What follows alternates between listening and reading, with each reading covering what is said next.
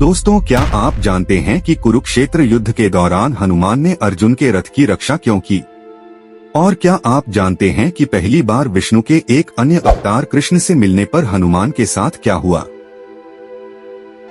रामायण का अंत हो गया था। विष्णु ने राम के रूप में अपने अवतार का अंत कर दिया था और त्रेता युग समाप्त हो गया था। द्वापर युग के दौरान अमर हनुमान का सामना पांडवों के वनवास के दौरान अर्जुन और कृष्ण से हुआ। वनवास के दौरान अर्जुन रामेश्वरम पहुंचे थे। वहां उन्होंने भगवान राम द्वारा निर्मित पत्थर का पुल देखा।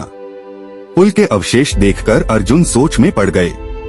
उन्होंने मन ही मन सोचा, राम जैसे महान योद्धा ने बंदरों और जानवरों की मदद से यह पुल क्यों बनाया? वे तो अपने तीरों से ही आसानी से पुल बना सकते थे।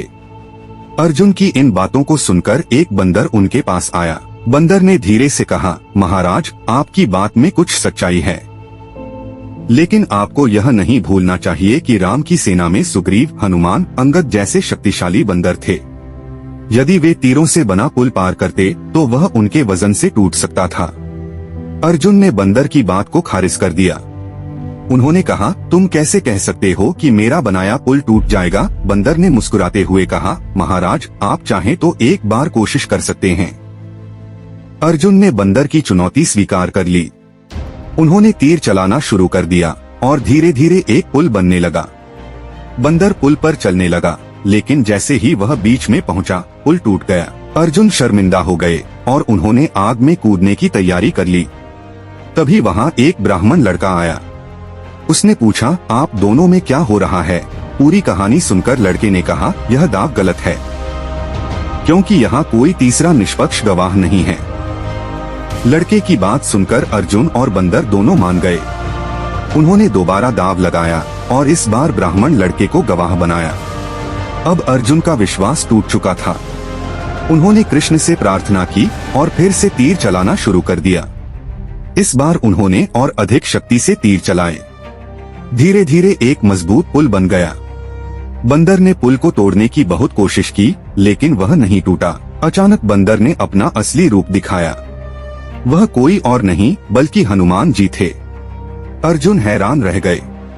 उन्होंने तुरंत हनुमान जी को प्रणाम किया और माफी मांगी। हनुमान जी ने भी अर्जुन से क्षमा कर दी। उन्होंने कहा, महाराज, आप बहुत शक्तिशाली योद्धा हैं।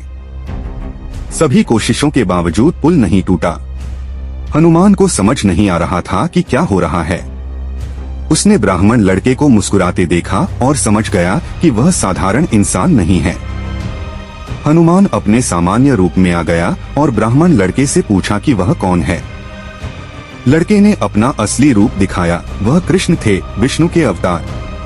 हनुमान दंग रह गए और प्रणाम किया। कृष्ण मुस्कुराए और बोले, हनुमान जी, आपकी शक्ति अतुलनीय है, लेकिन इस पुल का निर्माण मेरे इशारे पर हुआ है। हनुमान जी प्रसन्नता से भर गए।